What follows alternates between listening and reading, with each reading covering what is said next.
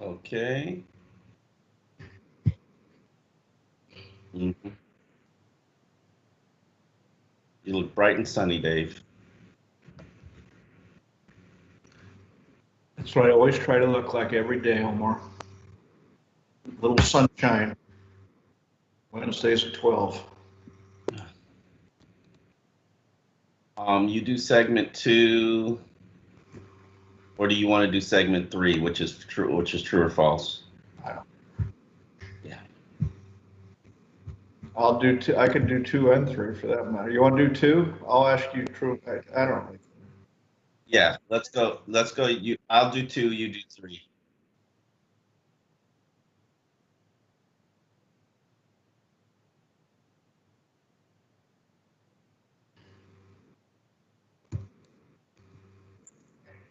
We're ready to rock. Okay. Give us a countdown and we'll launch. Dave, you stop. You're whatever you're doing is shaking your camera. Yeah. Hold on 1 second. Give me 1 second. I'm doing serious research here, Omar. Okay. Damn it. Okay, go ahead. Now you make me feel sorry for not having the stats up. All right, you ready to rock? You there? Yeah, I'm here. You hear me?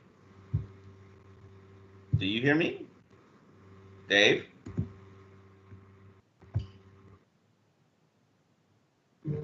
Dave? Yeah.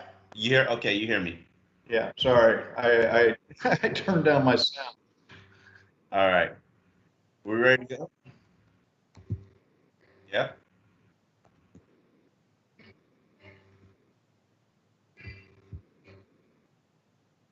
There's one more game to be played in the NFL world. The Tampa Bay Buccaneers are going to face the Kansas City Chiefs as the teams that advance to the Super Bowl by winning their NFC and AFC conference championship games. But this week, the Miami Dolphins will be participating in a very important game, one that gives the Dolphins and the Carolina Panthers exclusive access to 140 NFL prospects trying to improve their draft stock. The staffs are coaching the Senior Bowl. The Dolphins have the national team, and they have pretty good talent on their rosters. Hopefully, it'll end up in some selections like it did the last time the Dolphins coached the Senior Bowl. This episode of X's and Omar will focus on what's coming next. I am Omar Kelly, Sentinel columnist. This is Dave Hyde, Hall of Famer, award winner, Sentinel columnist. Dave, what do you hope the Dolphins take away from the Senior Bowl experience? Jason Taylor. Simple, quick answer.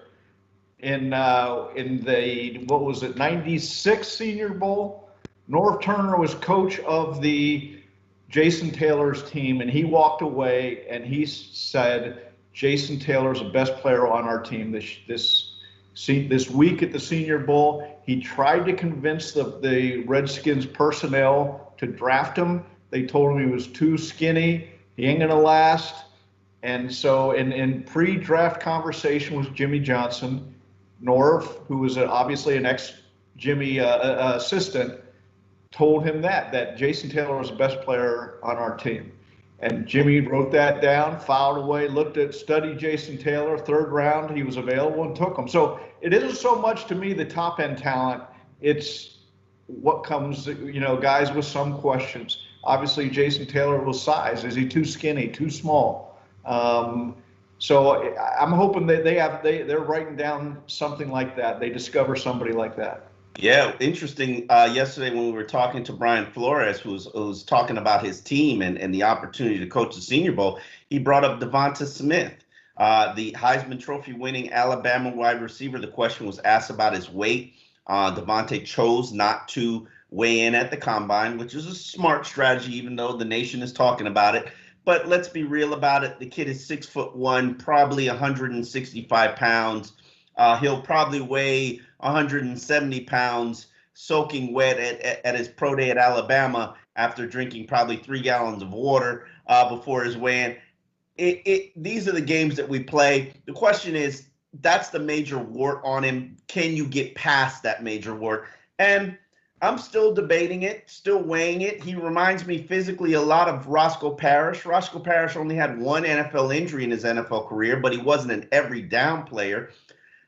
Devonta Smith can do something very specific and a talented player. The problem is you usually draft a player who does that specific thing later on in the draft, not as a top 10 selection. Deshaun Jackson was a second round pick, even though he was billed as a first round pick. Size is a concern, and it's always going to be a concern. The question is, do you make that selection at number 3? And we'll discuss that later in this show. But let's get into our first question, which comes from Sean, who asks, Dolphins have a top 5 defense next year, Dave. Yeah, I think as much as I could throw out an answer, I think it's too early to answer that, and I'll tell you why. Here's the teams they play, okay? The Jets, who's their quarterback? Colts, who's their quarterback? Patriots, Texas, Saints, even the Buccaneers. I mean, who's these teams' quarterbacks? The Dolphins played 3 teams with elite quarterbacks this year. They had a very good defense, as we all know. But when they went up against great quarterbacks, Russell Wilson, 31 points. Mahomes, 33 points. Josh Allen, 56 and 31 points. So, I get everybody wants to say, what's everything going to be like next year? But you need to have the offseason come together a little more before we're making these big, bold predictions. Yeah, to me, it really comes down to a couple of factors. Primarily, what happens to Xavier Howard? Is he still here? There's concern about his contract. He's not the highest paid cornerback on his team. Byron Jones is. And that should kind of get addressed or possibly he get moved. Then you get this guys who need to take that next step in this scheme, in this defense. Byron Jones had an okay year, but not the kind of performance that you're paying him for. And Emmanuel Ogbah, can he be more of a factor? And also, can they add the pieces that are missing? They're still missing a good defensive tackle. They're still missing an edge rusher. They're still missing an inside linebacker. Those are still areas that have to be addressed. And really, it's hard to say right now. They finished 6th last year after they took a beating from the Buffalo Bills. Can they get into the top 5? And what do other teams do in terms of their improvement? But I think you should have a top 10 defense. Let's just hope that that's the case. All right. Question, Omar, comes from Lee. What do you think the Dolphins' prospects of trading down from pick number 3 are? I think they're pretty good. Right now, I'd probably put it at 50-50. If you really know who Chris Greer is and who this organization is, they are a trade-making team. The Dolphins have made more trades than anybody else in the NFL going back to probably the past 5 years. I don't have the exact numbers because most of that was tied to Mike Tannenbaum, but Chris Greer picked up that torch and kept it running last year by making, I believe, 5 trades. It really, to me, comes down to who are the elite talents in this draft. And let's just start there. We all know Trevor Lawrence is going number 1. He's a Jacksonville Jaguar. They're not trading that pick. But what happens from that point? The Jets have the number 2 pick. There's possibility that they might be able to trade for Deshaun Watson. But then again, it comes down to who do teams want at that number 2 spot. Justin Fields and Zach Wilson are the 2 top quarterbacks that are out there after Trevor Lawrence. And I'm a Zach Wilson guy. I think he's going to go number 2. I heard Mel Kiper Jr. say it, in his first mock draft. I've talked to people, people in the league who I've talked to. I do deal with people in the executive and scouting community. They told me at midseason, go check out Zach Wilson. And I said, okay, I'll go check out Zach Wilson. And he's got everything that you need, but he kind of reminds me a little bit of Mitch Trubisky. But then again, Justin Fields is a very talented quarterback, had some issues last season, and he is a scrambling quarterback that teams kind of tend to shy away from. So it'll be interesting to see. Then there's Penei Sewell. Are the Dolphins interested? Is a team interested in the offensive lineman that would be willing to trade up? And then you got Devonta Smith and Jamar Chase. Those are right now the premier players in this draft that would entice teams to move up. it comes down to whether the Dolphins want one or if they feel that they're comfortable enough moving down to the 7th pick, picking up a next year's first-round pick or an extra second-round pick. The number 3 pick is worth 2 first-round picks. So I right now would say that I would lean towards them trading down and picking up more assets just because they're younger, they're players in the later rounds of the draft that I'm starting to fall in love with. Yeah, Chris Greer, when the guy fell to him at number 5 a few years ago that he liked, Minka Fitzpatrick, he refused to trade down. So, you're right, he makes a lot of trades, but if he has a conviction on a player, he's going to take him there. To me, it all comes down to what do people think of Justin Fields? And in that regard, because you need 3 quarterbacks to go 1, 2, and 3 for a trade down to happen. No one's. I'd be stunned anybody trades up for Penei Sewell or an offensive tackle. You trade up for quarterbacks. And so, what do people think of Zach? Everybody, like you said, in the league has been talking about Zach Wilson, that he looks to be the 2nd quarterback prospect. Justin Fields, number 3. In that regard, this mock draft season, we're right on the edge of it, and Mel Kiper came out with one, and he had Justin Fields going 7th to Detroit. That's good news, because if he's legitimately going to go 7th, that means he'll go 3rd.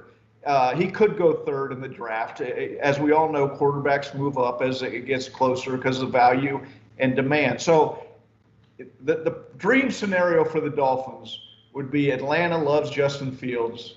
He's there at number 3. The Dolphins trade back 1 spot. They would need another team wanting Justin Fields too to play Atlanta off or bluff them. But the dream scenario, they move back 1 spot. They pick up a 2nd, 3rd rounder, something like that, and get the player they were going to take at number 3 anyways. Those are the games that are going to play. Also, I'm a little leery when Brian Flores comes out and singing Devonta Smith's praises so loudly. We're in the game playing season, and I get. He didn't tell any lies, Dave. The young man is a very impactful football player. Everybody loves Devonta Smith. It just puts my radar up a little when an NFL executive comes who could have a shot at him. He didn't say this guy is the next best thing since Randy Moss. He just said that he's a game changer, difference maker, and he was. Absolutely. Last year on an Alabama team that had 2 first-round picks as a wide receiver, he was the leading receiver. He only didn't come out because he has a small frame, and everybody was going to knock him. Well, he came back one more season and won the Heisman. Get into that small frame. He played 39 games the last 3 years at Alabama. There's not an injury history. I get he got hurt his last game, his hand, his thumb or whatever. But he played 39 games, 13 games his past 3 years. In the SEC. So we're not talking a guy who has, comes with durability concerns or anything like that. I'm just going to, so I wouldn't have any problem taking him with his frame. Yeah. Let James wants to know, probably too early to ask. It is, James. It is. But there seems to be a lack of top drawer elite prospects beyond Trevor Lawrence. Is that fair? And does that making trade down look appealing? Well, no, it doesn't, because to trade down, you need someone to trade up. And if you're going to say there's not top level talent, the teams that would trade up have to see that. They have to see someone to come up for you to be able to trade down. And to me, it all hinges on, as I said, Justin Fields. It seems like what do teams think of him? Do a couple of teams, one team want to trade up to get him? And as the value of quarterbacks seems to rise as we get closer to the draft. So, you can be fairly optimistic, cautiously optimistic that some team will want to come up for Justin Fields. Yeah, to me, it's about who are the teams that are in the market for quarterbacks: the Detroit Lions, the New England Patriots, the Washington football team at 19. But then keep in mind also, and this is something I always say to people, there's steps to this, and the first, free agency comes before the draft. That's an important step, and it sort of dictates what happens in the draft. But, before that, we get to the quarterback cycle and the quarterback merry-go-round. And right now, you've got Deshaun Watson, Matthew Stafford, Dak Prescott, Sam Darnold, Carson Wentz, Jared Goff, Jimmy Garoppolo, Cam Newton, possibly Teddy Bridgewater, Mitch Trubisky, Jameis Winston, Ryan Fitzpatrick, Alex Smith. All of those quarterbacks could be moving and switching teams this offseason. And the question, you look, Matthew Stafford's out there. If I'm New England with the 15th pick, and this would go against many of their precepts, I mean, that's a no-brainer if you can pull that off, because all of a sudden Matthew Stafford's 33. He's going to play another 5-6 years. So it'll be interesting to see what Belichick does. For an entire month, we've been flirting with Deshaun Watson. When I say we, I mean the media, not necessarily the Dolphins. His agent. Yeah, who wants to escape Houston and thinks it's a good idea that the Dolphins would be a good destination for him. And so it'll be interesting to see if the Dolphins have conversations with the Texans about the Pro Bowl quarterback because he's a top passer in his prime under contract. But our interest in Watson, when I say our, I mean me and you a little bit more than me, has very little to do with the finished evaluation of Tua Tagovailoa. What we've been impressed with, what were our impressions in his first season, where he delivered a 5-3 record? I do not count the the Raiders win. That belongs to Ryan Fitzpatrick. And produced an 87.1 passer rating, which ranks him as the NFL's 26th best passer, Dave. Share some of your impressions and thoughts about Tua going into season 2. Okay, 9 starts. Start there. That's not enough to evaluate him. I get that. It wasn't an overly impressive rookie year to me. And again, we can get into the change of game plans when Ryan Fitzpatrick in there, but Ryan Fitzpatrick moved the offense and Tua didn't. Okay, and 9 games, not enough. Get talent around them. If you're going to do it that way, get talent around them and build them up that way. You saw him play big games at Alabama, win big games. He's not afraid of the stage. He knows how to handle himself. Yep, 4 first-round wide receivers at Alabama. Well, and the starting running backs and the offensive line and the running. So he look, he's won on the big stage with good talent. So that would be the idea. If you're going to build around him, this is the offseason to build around him. I have been advocating for Tua for over a year. I believe in Tua. I believe he has the intangible. I wanted him over Justin Herbert. Still prefer him over Justin Herbert.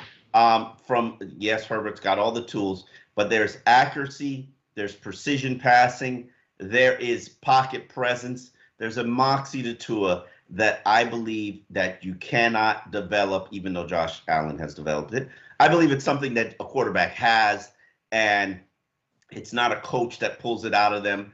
I'm interested to see how the changes to the offense and the offensive coordinator will impact him. I'm hopeful that the offensive line improves. I'm desperate for a running game, begging for a running game. Najee Harris, come on down, 18. I don't care what Dave Hyde says. I want a running back at 18. Dave's like, waste of a pick. I don't mind a running back. I'm just, all the mock drafts show him going late, 28th and all that. And they always do because they disrespect the running back. Too. Look at the Clemson running back too. I mean, I don't want the Clemson running back. Yeah.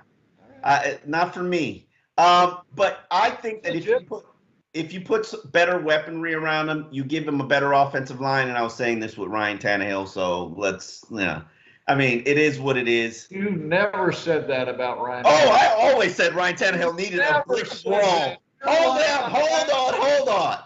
I always said Ryan Tannehill needs a brick wall. Quit making excuses for him. No, that was the line for Ryan Tannehill, Omar. For years I heard it. Okay, right? Maybe. I mean, after 6 years, how many new offensive lines are you going to give him? By the end, I was worn down too. I was worn down. Here, I will have some pushback on this though, Omar. If there was a redraft now, it wouldn't be any question Justin Herbert would go over Tua. Okay, I mean that's just facts right now. Okay, it doesn't mean in the end of year 2 it's the same or year 3, but right now everything we know, Herbert would go in front of Tua. Tua still has more wins, and he didn't get his coaches fired. And Herbert has way more weaponry and arsenal around him. But it'll be interesting to see how this plays out. This is going to be like a Phillip Rivers, Ben Roethlisberger all over again. Eli Manning all over again. You hope it's that way because then everybody wins. If it's Phillip Rivers, Roethlisberger, Manning, then everybody's happy with the quarterbacks they got. Here's the thing about Tua that you have to get him specific weapons. Right now, he's got 2 slant wide receivers, which is good. It helps the RPO game. He's got no running back. He's got a slot receiver as a tight end. You have to add more to that arsenal. And no slot receiver, no spacer, no yak receiver. Those are 3 things you definitely have to add. You have to add a guy. Everybody would disagree with that. I mean, everybody realizes this offense needs playmakers. That's the number one. You need an athletic guard who can pull too, who can turn the corner. Oh my God! Stop it, Dave. Don't stop this. Pulling guard is down the list of things they need. Oh, okay. It's very at the top of the list of things they need. A pulling guard will help you juice up that run game. Right now, they're way too predictable in the run game. Denny W has a good one. This is an important question. Can the Dolphins learn anything from the career of Drew Brees in order to help Tua develop and perform? I mean, you could pick out any quarterback. Can they learn from Peyton Manning, who struggled as a rookie? Drew Brees, year 3, really, with the Chargers. But by then, the Chargers had taken Phillip Rivers, and John Butler, the GM, had committed, mentally to him, and Brees got hurt, so it made an easy decision. So, I'm not going to go there. What you can say that about. In general, can they learn about quarterbacks? Yeah, probably. Just because get better talent around them, they're going to be better, which is the lesson of his rookie year. I think Drew Brees contributes to the making of some of that talent. But when you put a weapon like Alvin Kamara and Colston at wide receiver and the wide receiver he has now, you gotta have talent around these players. Not to say that every team doesn't have talent, but also Drew Brees, it's a good comparison, even though T.O. compared him to Steve Young in terms of him to Tua. Did you see that video of Terrell Owens? That's why. That's the comparison to Steve. Steve Young ran. Steve Young could run. He was a very. That's a good point. I think Tua could run. Do I want him running? No. I think he can run. I don't want him running. But he's a 4.9 in the 40. That's not, that's getting hurt territory. You can run against Arizona Cardinals? He did. You weren't complaining then. Yeah. I think the situational thing, and I personally do not want him running. I do not like athletic scrambling quarterbacks. Like him to be able to run. There's a difference between Russell Wilson. Russell Wilson can run. He doesn't run, but he can run. And that's what I would want him to be. But Drew Brees, the one thing that did concern me, I'm a big advocate for Tua, but I had never seen him throw live until training camp, and the arm was a little lacking. Yeah. And I was surprised and slightly disappointed that the arm was lacking. I do think that maybe the hip injury that he was spent all offseason rehabbing contributed to that, but Drew Brees is retiring because his arm is done. And at some point, their bodies sort of take a downward spiral, and it contributes to their arm. And I just worry and wonder, if Tua takes on an injury, will it impact his arm? Because you have to be able to throw a 15-yard out in the NFL to survive. And Tua is right there in terms of his ability to throw that. It's right there. And if something happens, I worry about that. Yeah, to me, it's not his arm, it's his legs. Because that's Marino could go out, says he could go out and throw now. His arm's fine. It's his legs won't hold up. And I was talking to a former NFL longtime quarterback last night who said the legs are the thing, and that's a little scary, I guess, with Tua with the hip injury. I don't know. I don't know how that's going to play out over a career, but I agree. Especially at the start of training camp, he'd go up next to Rosen, and I was like, wow. Yeah. Rosen's arm was so much stronger. So, but it could have been the injury, But he doesn't have a gun for an arm. Ryan Fitzpatrick lasted 16 years without a gun for an arm, so I think he'll be all right. Right. J.D. Young wants to know who is trading for Matt Stafford, and are they giving up a first-round pick for him? Yes, they'll give up a first-round pick for him because there will be enough of a market for him. The question is how high a first-round pick. Here's a guy 33. Again, playing to 38, 39. Assuming the team talks to him and that's what he wants to do. His wife was sick, had I believe cancer last year, and she's okay now. But how does that? There's a lot of, you got to make sure he wants to play 6-7 years, and he's the example of Bill Walsh's line. And I say it too much, probably. Organizations make quarterbacks. If he was in a good organization, we would think a lot better of Matthew Stafford. Okay, that's fair. And he's been in one of the worst organizations in football his whole career. Just hired Dan Campbell, too. Yeah. Well, he had an opening. I got nothing against Dan Campbell. Remember Dan Campbell's college nickname, Dan Talica, because he was a big Metallica fan, and he looked like a hard rocker coming out in his opening press conference, didn't he? He is a hard rocker. I like Dan Campbell. Oh, look, I love Campbell. Now, do I want him to be my head coach? I don't know. That'd be another decision. But I love Dan Campbell. One of the things I've learned, and I learned this from the Tony Sperano era, rest his soul, is that the caliber of coaching staffs that you can hire really kind of dictates how good of a coach you can be and whether or not you can have sustaining power. And my concern about Dan Campbell is, can he hire a quality staff? And yes, he's got the Bill Parcells stamp of endorsement, which basically always allows him to have power, influence, juice, get jobs, things of that nature. He's on that Bill Parcells coaching tree. So I think he'll be all right, but just watch that staff. And then the quarterback that they get. Obviously, they're going to be trying to restart with a new quarterback. It'll be interesting to see, because I know he'd have to have proposed something to the Lions brass, because they knew that Matt Stafford's been trying to get out of Detroit for 2 years now. I've known that going back to last Senior Bowl. He was just unsuccessful last year. But this theory that he's going to go to New England, I think, is a little bit of fiction, because I know, based on people that I've talked to who actually played for that team, he hates Matt Patricia. He hated Matt Patricia when he was there. It was a contributing factor to why he wanted to get out of Detroit. So I don't really know, even though Matt Patricia's a good fit for him would be Indianapolis. Frank Reich's a great. Frank Reich to me is the under the radar coach. He'd be in a dome, so a controlled environment for a quarterback that you like. I mean, and you have a good team, a very good team in Indianapolis that you get the, they really outplayed Buffalo in their playoff game and lost the game.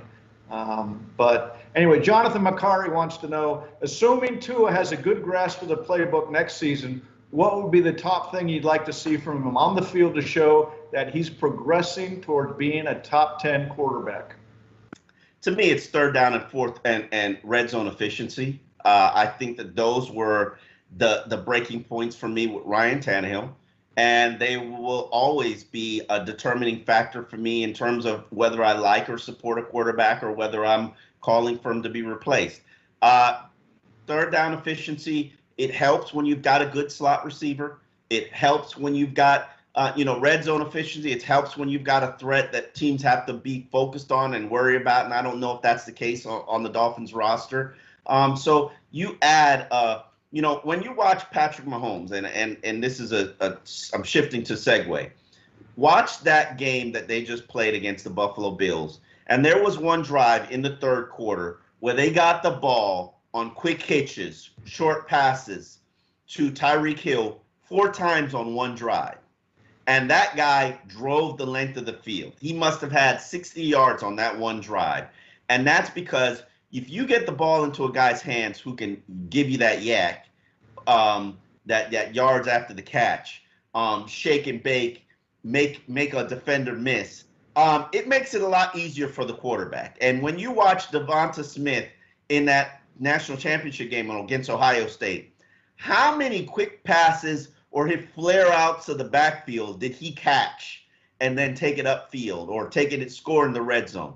Those type of weapons make the game easier for a quarterback. They're 10 quick, easy throws, and that's what Tua needs. And I think it'll improve his completion percentage. It'll improve his accuracy. It'll improve his yards after the catch numbers, and it'll ultimately improve third down and red zones. Yeah, to me, I would go with just average throw per attempt. It's 6.3, I believe, right now this year for Tua, which is off the charts. It's at the bottom of the league as far as low, meaning he's not throwing downfield at all. Yeah, but that's because of the RPO offense, though. That was just the style of the offense that they were running. The ball had to be out quick.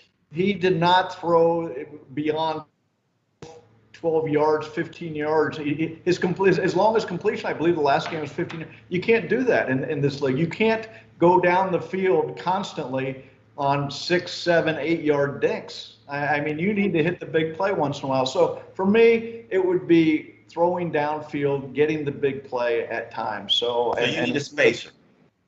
You clearly need a spacer in terms of a receiver who can keep safeties honest. Yeah, Omar, you're getting defensive here on Tua. I'm not saying that he doesn't need help. I'm just saying if we're looking for one thing, for me, next year would be throwing the ball downfield. Talk about my baby, Dave. You talk about my baby. You're like a fanboy here. It's like, come on, let's. I'm not a fanboy. I would still trade for Deshaun Watson. I believe in him as a quarterback. I believe that, he doesn't spend an offseason rehabbing a hip, spends an offseason working with his receivers, developing chemistry. That's very valid. Especially this season where they're going to have new receivers. And we'll see how it looks. Okay, Canna has a good one. The new offensive hires point to a Miami building around Tua. What players need to be added to continue this build around him and get this team into contender status? Well, from new offensive hires, we're talking about Charlie Fry, who was added as the quarterback coach. I think it's a good hire. The one thing I will say about Brian Flores and his decisions in terms of his coaching staff, and there's a lot of turnover, but the guys who don't perform don't stay. And I respect that. This is a performance-based league, and it should include coaches. And everybody who has left, I just didn't like the unit and I didn't think that they were adding to their unit. So Charlie Fry has connection with Tua back from the Elite 11, 7-on-7s. I don't know if that means anything, but relationship with a quarterback is very important. The new it thing in the NFL is former quarterbacks like a Ken Dorsey, shed a tear because he's not coming here. Former quarterbacks are who everybody wants to coach quarterbacks and coach offenses now. It's the new it thing. It's in vogue. Good hire by the Dolphins, Charlie Fry, who came from Central Michigan. The question is, who's going to be the play caller? Who's going to be the offensive coordinator? And I really do believe, based on what they're doing at the Senior Bowl, where it's a run game coordinator in Eric Studesville and a pass game coordinator in George Godsey, I think that that's the route that they're going to go. Is that the right approach? I don't know. I still would rather have hired a guy like Pep Hamilton or Ken Dorsey, a guy who, not that George Godsey hasn't done it, he has done it, and Eric Studesville has been an interim head coach in the league. There's no doubt that both of them can handle and are ready for a promotion. I just would have rather seen them put the offense in the hands of somebody who has proven that they can establish a young quarterback and make him good, like a Pep Hamilton, who was an integral part in Justin Herbert's development. So you think this is interesting. You think the Senior Bowl is sort of a tryout for this split offensive coordinator idea? Absolutely. But still, ultimately, one person's got to call plays. It's not, oh, it's a running play, let me go with this. Oh, it's a passing play, let me go with that. No, it's in the week, because here's the thing, Studesville has been the run game coordinator. He's had a coordinator label for the past 2 years, which surprised me, because I didn't even know it, but I read it deep in his bio, and he has been a coordinator. But we'll get to this a little bit later in the show. All right. Time to play Omar's favorite game, right? True or false, offseason edition. Let's get right to it. Shane has our first one. A complete roster is more important to winning a Super Bowl than a top 5 quarterback. True or false, Omar? Fiction. False, definitely. If you look at who are the final 4 teams in the league, you got Tom Brady, the greatest of all time, Patrick Mahomes, the young gun sensation who makes it all look easy, Aaron Rodgers, wish you would have ran for it on third down in the red zone. Maybe we'd be talking about him playing for another Super Bowl. I'm kind of surprised that he hasn't played for more, considering he's a first ballot Hall of Famer. And Josh Allen, who I have completely transformed and believe he is a top 5 passer, with the only exception being Deshaun Watson and maybe Russell Wilson. Those quarterbacks are generally going to be in conference championship games just about every year. I mean, maybe one of the elite defensive gets in there, but it's easier when you got the difference maker at quarterback. Yeah, I'm going to throw out the question. You really need, and I get it's kind of a fun topic to talk about, but you look at Green Bay. Aaron Rodgers is 1-4 in championship games. Is that on Aaron Rodgers?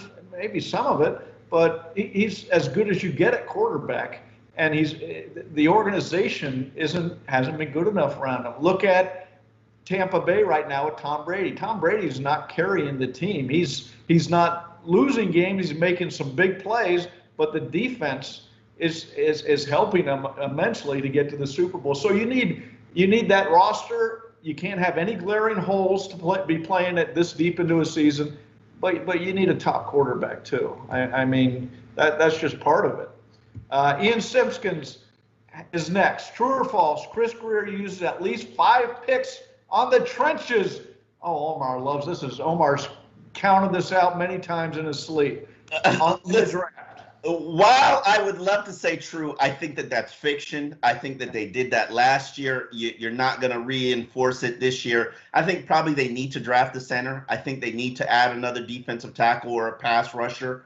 But I think the trenches is set. This is an offseason, and Chris Greer said it himself, you need to get playmakers. And I'm not just talking about wide receivers and running backs. I'm talking about inside linebackers, an instinctive playmaking inside linebacker like a Devonta Davis. Now, I'm kind of cooling off Devonta Davis a little because I saw what's available in this draft, and I think inside linebacker might be the deepest position in this draft. I've already found 3 that I like that aren't going to be first-round picks, or at least I think they're not going to be first-round picks. So I'm okay with not spending $11 million on Devonta Davis, even though I think he's going to finish off an already good defense and could make it a top 5 defense. I think you got to go younger from the standpoint. Still, you need to give Jerome Baker some money. So he's going to shake you down this offseason. So maybe you draft his replacement. But no, I don't think it's going to be a trench play. I think they spent the last 2 years, Christian Wilkins, Raekwon Davis, the offseason, Emmanuel Ogbah, Shaq Lawson, the offensive line. They spent the last 2 years reinforcing the trenches. They still don't have a finished product, but I think it's time that you add some playmakers. Yeah, I agree with that completely. Look at the offensive line. They like Austin Jackson. They like Robert Hunt. Those should be your tackles, okay? I want Robert Hunt inside at guard. And they've got enough. They have enough draft picks. Look, Michael Dieter. People were writing him off after the first year. He had a bad rookie year. And then he developed his second year. And that's what you expect. You think he developed his second year after one game. One good game. With good coaching, you expect players to develop. Okay, that's fair. That's if they don't get players developing and not having to back up picks that they've already made, then they're in trouble, because that's what this whole rebuild's about. So, okay. Infantry asks, true or false, is there going to be a big shakeup at safety, Dave? No. You got Brandon Jones in the second year, had a great rookie season. Eric Rose Great. Yes, for a rookie, for a low, what was he, a 5th-round pick? No. He was an early pick. He wasn't fifth round. 3rd round. He was third Yeah. round. Okay. Yeah, but he had a very good, maybe, I'd say great. He was better than I thought. I expected, okay? Solid. Respectable. I don't see a shakeup at safety, Omar. No. I think Bobby McCain is the leader of that secondary. I think he's the guy that sews it all together. Would you like to see more impactful plays from Bobby McCain? Yeah, sure. Why not? But they're not getting beat big. And in the games where they did get beat big, he was playing on a bad knee or ankle. I can't remember what his issue was. And Eric Rowe, my mind is just blown from the development that he's shown as a tight end stopper. Yeah, he couldn't stop 2 elite tight ends and shut them down in one-on-one coverage. But you know what? You know how hard it is to cover a guy like who's the Kansas City tight end again? And he had Travis Kelce. He had the Oakland tight end blanketed. Yeah, Darren Waller, and he still caught it. Like, what do you want him to do? It's not like he left the guys open. And we're not talking that. Has been tight end coverage has been a weakness of this team going back to, I would say, the Philip Wheeler days. Like we're talking about nearly a decade. And Eric Rowe has managed to address the problem. Like, I don't think there's going to be a shakeup at safety. I think maybe they add a safety later in the draft, but I don't see a big name safety coming in here as a free agent, and I don't see them using an early resource to draft one.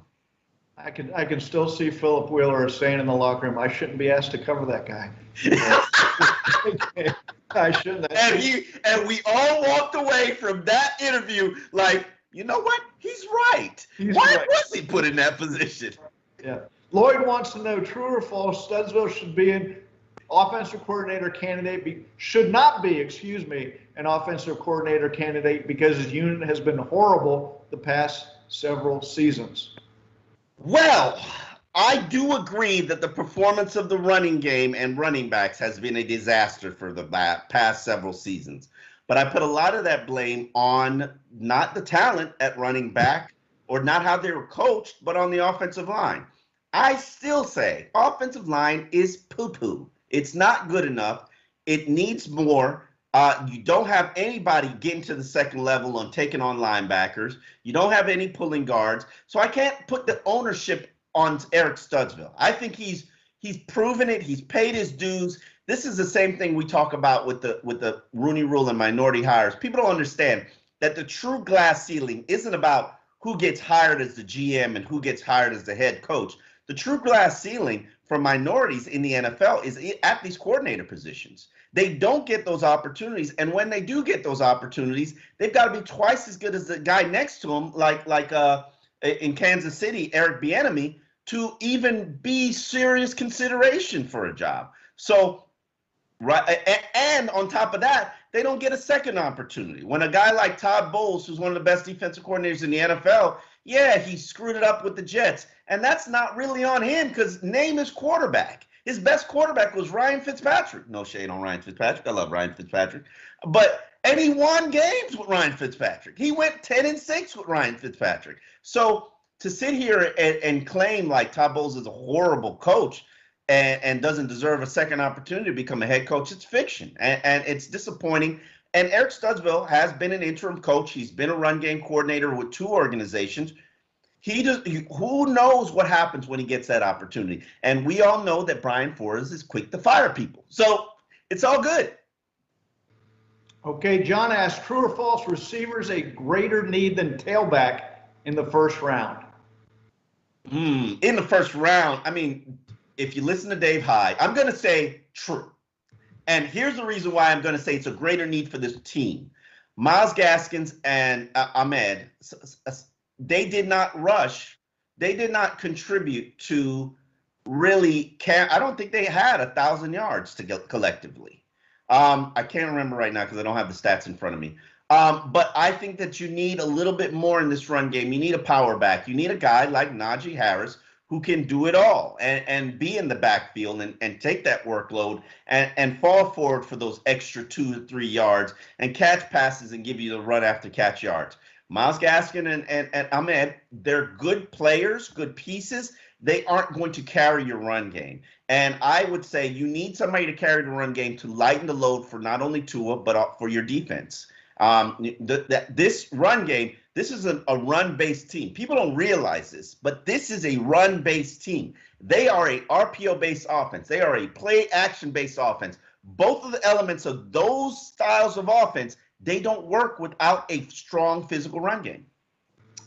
Yeah, to me, we're talking roles, really. Gaskin, Ahmed, they're NFL players, but they're not the every down guy you want out there carry, And so we're asking the same question in about 10 different ways on this show. It seems like people are asking, and they need playmakers. They need running back. They need a couple of receivers.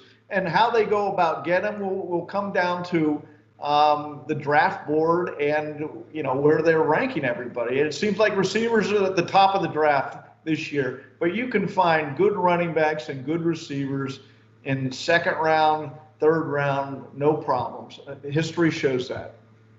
Our final question comes from Dolphins Spence. True or false? Tagovailoa will silence his doubters with his 2021 season performance and solidify himself as Miami's franchise quarterback. Haven't we asked this question, Omar? I mean, yeah, probably like season six. Season 6. I mean, season episode 6 when we were ready to crown him after Arizona, weren't we? Yeah. So I think that he is going to be a good quarterback. I think this is Tua. I think he's going to be a good NFL quarterback with a regular NFL offseason with an offense that he doesn't have to learn. Because remember, he was just learning last year's offense. He didn't have a mastery of it like a Ryan Fitzpatrick. But next year, I need to see him get to the Ryan Fitzpatrick level of quarterbacking. I need to see him look at a defense, understand what they're trying to do, and get the team into the right play, throw balls in positions where only his man can catch it, and give the team a chance. And that was something that he wasn't willing to do or wasn't able to do or wasn't capable of doing in his rookie season. And those things come in time. I mean, you don't see a rookie quarterback, really, yeah, you do kind of see rookie quarterback. Yeah. I know, yeah. That age is gone. That idea is gone. Okay, you do see rookie quarterbacks come in. He didn't. That doesn't mean his career is a bust or anything. Like 9 games and coming off the injury, there's a lot of built-in ideas that suggest he could be a lot better his second year. To me, I would trade for. I would be in the market to trade for, as I've said, Deshaun Watson. I don't expect Houston to trade him, though. And so would you have interest in Matt Stafford, Dave? What was that? Would you have interest in Matt Stafford? George Gottlieb coached Matt Stafford. He was his offensive. That's a tough one. Do I want to give up my 18th pick for Matthew Stafford? For the next 5 years, you would be a contender. And who looks beyond 5 years? So I could argue that, but at age 33, probably, you're on it. You'd have to have complete belief in an idea like that. Deshaun Watson's 25. That's a different question. But look, as I said, Tagovailoa, he played in the biggest games in college. He did well with talent around him. To me, it's Deshaun Watson or you build with Tagovailoa.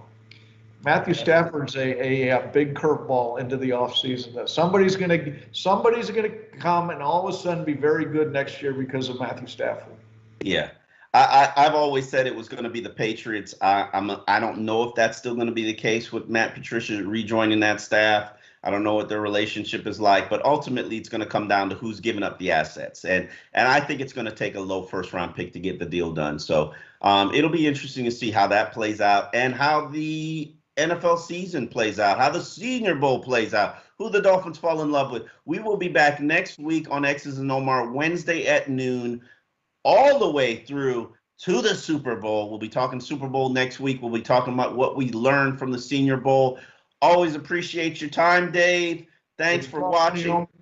And you can find X's and Omar leftover questions on the Dolphins Q&A on the Sun Sentinel website. See you next week.